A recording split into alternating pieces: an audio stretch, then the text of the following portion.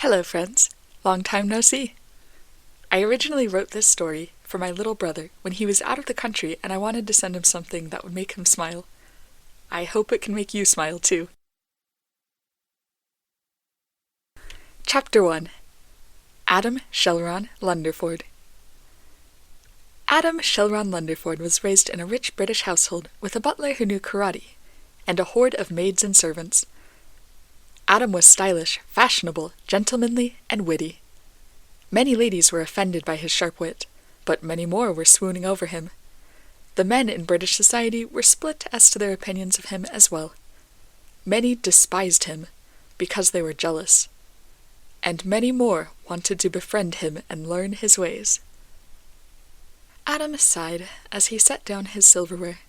His butler, Clarence, immediately whisked his dishes away, his dusty gold eyes observing his master. "Are you feeling well, sir?" "No." Adam tapped the table, lost in thought. "I'm bored to death." "Would you like to try another round of karate, sir?" Adam flashed a glare at Clarence. "You always suggest that. You just enjoy winning, don't you?" Clarence smiled, unabashed. "Then how about a new woodwork project? Or a trip to the city?" "No," Adam growled. "A trip to the mountains, then?" Clarence looked thoughtful. Adam turned his head slowly to fix Clarence with an annoyed stare. "Clarence, go find something useful to do." Clarence offered him a mock bow. "As you wish, sir." He took his leave. Adam sighed again. Clarence was a practically perfect butler. But he was also a terribly nosy, mischievous troublemaker, under all his pompous formality. Maybe that's why he kept Clarence around. To stave off the boredom. Maybe he would take Clarence up on his offer to teach him more karate. Anything was better than this endless routine. Clarence returned to the room to whisk the rest of the dishes away. But something had changed. Clarence radiated a distinct sense of smugness. "Clarence, what did you do?" Clarence turned to face him, a professional smile making him impossible to read. "I have solved the problem of your boredom, sir." That was an alarming development, coming from Clarence. Adam glared suspiciously, but before he could get Clarence to spill what he'd done, a maid pushed open the doors and announced the arrival of guests. Clarence looked taken aback, so Adam deduced that the guests had nothing to do with Clarence. "Who is it?" he asked impatiently. "The Duke of Westshire," the maid said breathlessly. Adam frowned. He wasn't a fan of Britain's nobility. His family had become wealthy and influential through business alone, and sometimes those with titles acted snobbish about that. In fact, the Queen herself had offered to knight Adam, but Adam had declined with the explanation that he didn't need a title to continue his family's legacy of relying on their own efforts. That had gotten a lot of hate from British high society. "All right," he said unenthusiastically. "I'll be down in a moment." A moment later, he was sitting across from the smiling Duke, who was babbling on and on about lands and industry. Like Adam's family, the Duke was also involved in the woodworking business, and had many investments within the industry. Adam checked his pocket watch. "I have an appointment soon, so please get to the point." The Duke looked shocked by his bluntness, but composed himself and offered another smile. "My dear lad," Adam glared at the implication of his youthfulness, "I would like you to sell your investments to me. I have long wanted to own the entire woodworking industry. As of this moment, we hold roughly equal shares. I will pay well."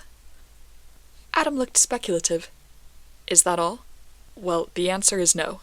Thank you for your visit." He stood, indicating an end to the discussion. "Wait!" The Duke caught his sleeve, staring up at him with feverish eyes. "I have worked for this my entire life. I'll pay you double the value of each share." Adam shook him off. "It's a generous offer, but the answer is no."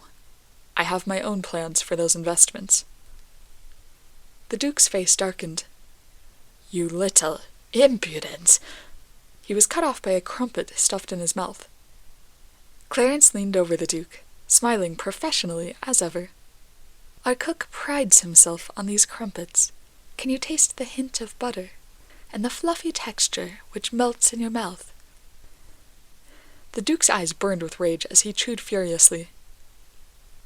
"While you're enjoying that," Clarence assisted the Duke to his feet smoothly but firmly, "I'll show you to the door." For the briefest moment, the butler's smile vanished, and his eyes flashed with a dangerous light. "Your Grace?" The Duke's face drained of color, and he weakly allowed the butler to show him out. Adam listened to the distant sound of the large front door closing in the Duke's face, then picked up a crumpet and bit into it. They really do melt in the mouth. He really did have another appointment to get to, though. Business, business. Well, better than sitting around doing nothing. Adam got back from his meeting late and collapsed into a deep slumber on his enormous bed. He dreamed that he was sleeping on a giant crumpet. But then, one of his admirers started scratching at the glass, wanting him to share. Adam woke up with a jolt. It was a dream. But for a second, he thought that he actually heard the scratching sound. He sat bolt upright in bed, scanning the dark room. A shadow moved. And then, a ninja in black leapt at him with a knife. Adam rolled desperately to the side. The knife stabbed into his mattress instead. The ninja quickly switched directions, and Adam leapt back again only to tangle his legs in the blankets and fall off the bed. The assassin leapt from above, descending on him with knife gleaming. "Clarence!" Bang opened the door. "Yes, sir." Clarence spoke with professional promptness. Adam was grabbing the assassin's wrist, trembling with effort as he resisted the slow, inevitable movement of the knife bearing down towards his chest. "In a bit of a situation here." "Yes, sir. I can see that." "Help!" Adam screamed, furious. The knife plunged into his chest. But it didn't hurt. Adam stared at the assassin in confusion. The assassin pulled the knife up, lifted it, and stabbed it into his own hand to demonstrate. It was a trick knife. The blade collapsed into the hilt. There was a moment of awkward silence. The assassin bowed, then took his leave through the lit doorway, passing Clarence. "Clarence?" Adam demanded. "What the blazes was that?" "Are you bored, sir?"